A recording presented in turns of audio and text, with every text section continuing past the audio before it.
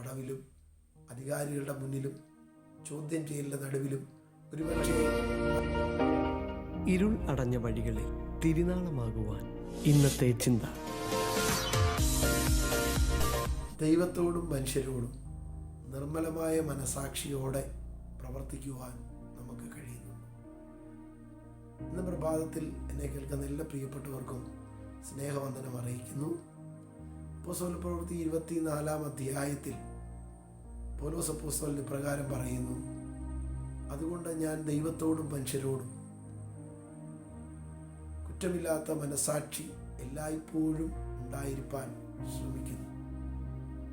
അപ്പോസ്തലപ്രവൃത്തി 22 അധ്യായത്തിൽ ആസിയയിൽ വെച്ച് ഒരു കൂട്ടം യഹൂദ മതാനുസാരികൾ പൗലോസിൻ്റെ ശുശ്രൂഷയെ തടസ്സപ്പെടുത്തി അദ്ദേഹത്തെ പിടിച്ച് അവിടുത്തെ ഭരണാധികാരികളുടെ മുമ്പിൽ എത്തിക്കുന്നതായിട്ട് നമുക്ക് കാണും. അവിടുത്തെ സഹസ്രാധിപനും അവിടുത്തെ ദേശത്തിൻ്റെ ഭരണാധികാരികളുമൊക്കെ അദ്ദേഹത്തെ ചോദ്യം ചെയ്യും.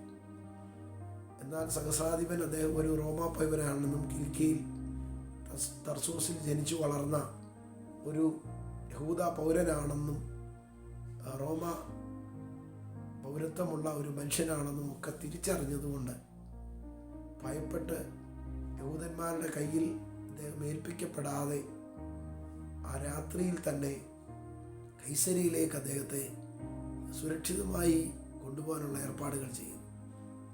കൈസരിയിലെത്തി ഒരു വിചാരണ തടവുകാരനായി അവിടെ പാർക്കുന്ന സമയത്ത് 24 അധ്യായത്തിൽ നമുക്ക് കാണുന്നുണ്ട്, അവിടുത്തെ ദേശാധിപതിയായ ഫേലിക്സിൻ്റെ മുമ്പിൽ പൗലോസിനെ ഹാജരാക്കും.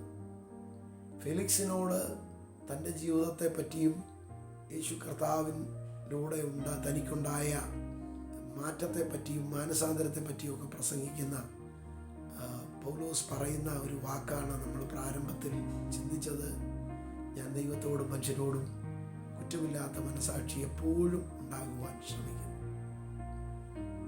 ഈ പൗലോസ് ദേശാധിപതിയുടെ മുമ്പിലെത്തി തൻ്റെ കാര്യങ്ങളൊക്കെ പറയുമ്പോൾ അതിനു മുമ്പായി നമുക്ക് 23 അധ്യായത്തിൽ കാണാൻ കഴിയുന്നത് പൗലോസിൻ്റെ ആഗ്രഹം റോമയിൽ എത്തി കർത്താവിനെ പ്രസംഗിക്കണം. എന്നാൽ ഈ വിചാരണ തടവിൽ എത്തപ്പെട്ട പൗലോസിൻ്റെ അടുക്കൽ ദൈവം തൻ്റെ ദൂതനെ, യേശു കർത്താവ് തൻ്റെ ദൂതനെ അയച്ച് പറയുന്നുണ്ട്: പൗലോസേ, ധൈര്യമായിരിക്കുക, യെരുശലേമിൽ പ്രസംഗിച്ചതുപോലെ തന്നെ നീ റോമയിലും എനിക്ക് വേണ്ടി നിൽക്കും എന്ന് പറഞ്ഞ് ധൈര്യപ്പെടുത്തും. ആ ഒരു ധൈര്യത്തിൻ്റെ പുറത്താണ് കൈസരിയിൽ ഫേലിക്സിൻ്റെ മുമ്പിൽ ധൈര്യത്തോടെ പൗലോസ് തൻ്റെ ശുശ്രൂഷയെപ്പറ്റി, യേശു കർത്താവിലൂടെയുള്ള രക്ഷയെപ്പറ്റിയൊക്കെ പ്രസംഗിക്കുന്നത്. ഫേലിക്സിൻ്റെ ജീവിതത്തിലെ പ്രശ്നങ്ങളും കുറവുകളുമൊക്കെ